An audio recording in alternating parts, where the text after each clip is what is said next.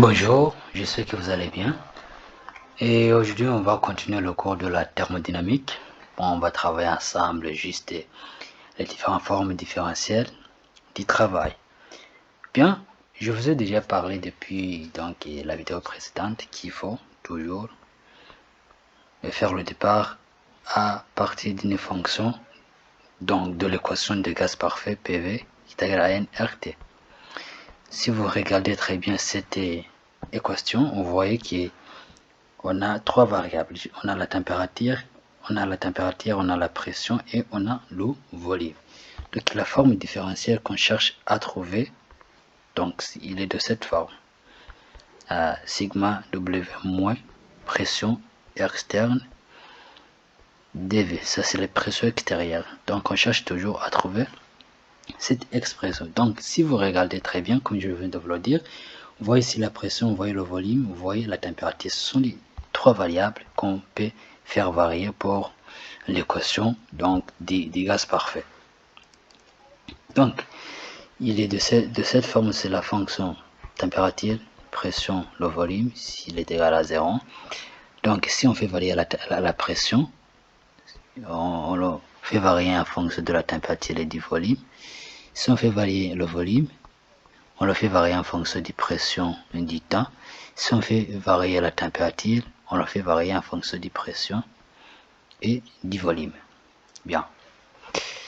Si on considère par exemple le couple température et température-volume, premier couple, vous voyez que la forme différentielle du travail sera dt moins p dv. Alors pour avoir la forme que je vous ai déjà montré, la forme est sigma W qui est égal à moins P dV, vous voyez ici, il faut multiplier dt par 0 et on pourra avoir cette forme pour le cas du couple T dV. Si on considère le couple pression-température, on pourra avoir la forme différentielle de cette forme dt moins P dV. Alors, pour avoir l'expression différentielle sous cette forme, moins P dV, vous voyez bien ici, il faut multiplier dt par 0.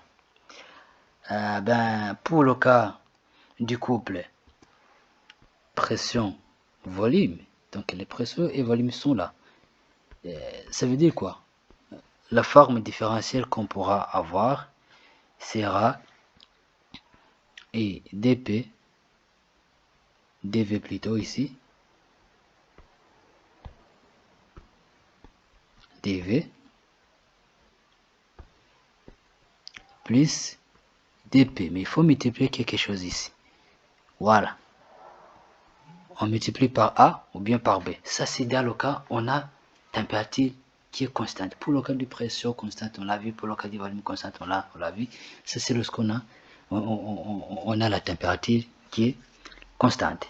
Bien, on va essayer de voir ensemble comment on peut appliquer, comment on peut trouver le travail de n'importe quelle transformation, c'est-à-dire transformation, on travaille avec la transformation isobar, si on travaille avec la transformation isocore, si on travaille avec la transformation isotherme, on va essayer de voir ensemble comment on peut déterminer facilement les différentes formes du travail. Bien, si on travaille avec la transformation isocore, c'est la forme la plus facile, c'est lorsque le volume est constante. Bien. C'est-à-dire que on a la forme sigma W qui est égal à moins P dV. D'accord? J'intègre ici et j'intègre ici. Vous savez que le dérivé d'une constante, le V peut être 0, peut être 1, 2, 3. C'est une valeur qui est bien déterminée. Bien.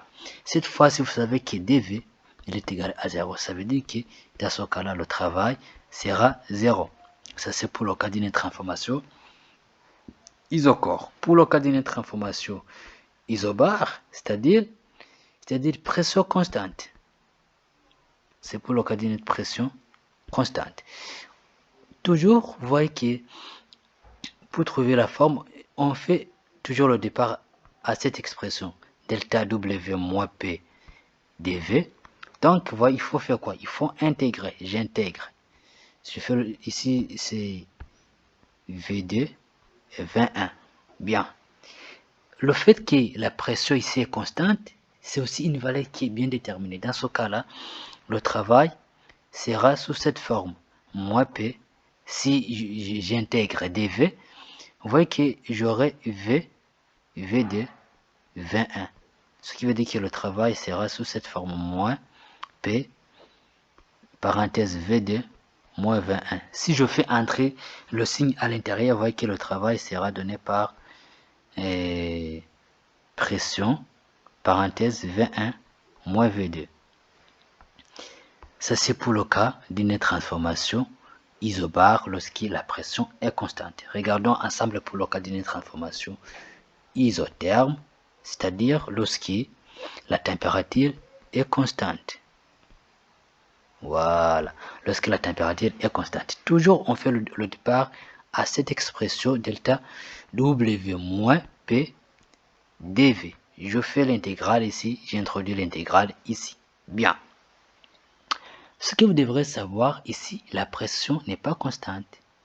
C'est juste la température qui est constante. Dans ce cas-là, il faut passer à PV, expression générale des gaz parfait qui est égale à nRT. Essayons alors de trouver la vraie expression de la pression, c'est-à-dire ce sera NP, nRT sur V. Cette fois-ci, au lieu de travailler avec P constante, on va travailler avec P qui est égal à nRT sur V.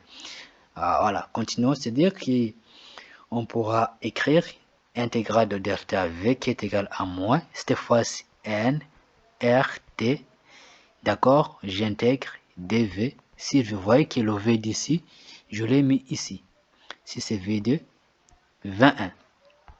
Si vous essayez de bien regarder ici, l'intégrale de dV sur V, ça c'est ln. Donc, je peux écrire ça. C'est le travail est égal à moins n RT ln de V avec V2, 21. Et ça ne va pas m'empêcher alors de remplacer le V par V2 et 21. Dans ce cas-là, le travail sera donné par moins N RT ln de V2 sur 21. Bien, si je fais entrer le signe à l'intérieur, je pourrais écrire moins ln, non plus N RT ln 21, j'inverse 21 sur V2. Vous voyez alors, ça c'est l'expression qu'il faut trouver lorsqu'on travaille avec les transformations isothermes, c'est-à-dire à température constante. On espère quand même que vous avez bien compris. Si vous avez des questions, n'hésitez pas à les poser. N'hésitez pas aussi à vous abonner, à partager, à aimer nos vidéos. Merci, à la prochaine. Merci énormément.